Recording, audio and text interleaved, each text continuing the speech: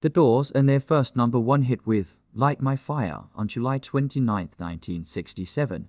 Light My Fire, from the Doors' debut album, reached the top of the Billboard Hot 100, marking the band's first major hit. The single catapulted them from being underground favorites among rock aficionados to internationally recognized stars and symbols of the 1960s counterculture. By early 1967, the Doors were already fixtures of the Los Angeles music scene. As the house band at the Whiskey A Go-Go on the Sunset Strip, they built a devoted local following and attracted industry buzz. On tour, they often appeared as third-billed acts, but regularly upstaged more established names like the Young Rascals and the Grateful Dead. Although it might have been fitting for their breakthrough to come with their now classic debut single, Break On Through, the track failed to chart nationally despite Jim Morrison and the band's playful attempts to promote it by calling in repeated requests to LA radio stations. Instead, the honor went to Light My Fire as the single climbed the charts in June and early July. The Doors were performing on the East Coast,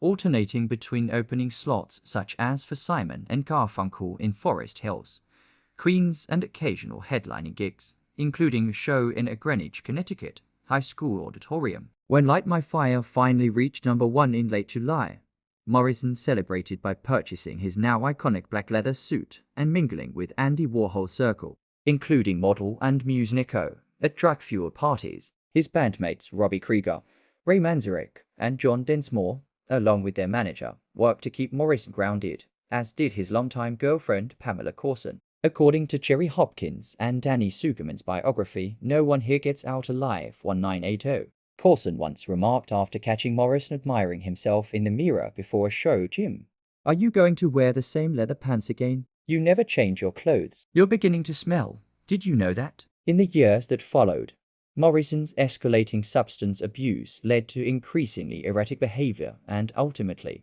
his death in July 1971. In that time, the Doors produced a string of defining hits, including People Are Strange, Love Me 2 Times, and The End in 1967, Hello, I Love You, and Touch Me in 1968, and Elec, a Sea, Woman, and Riders on the Storm in 1971.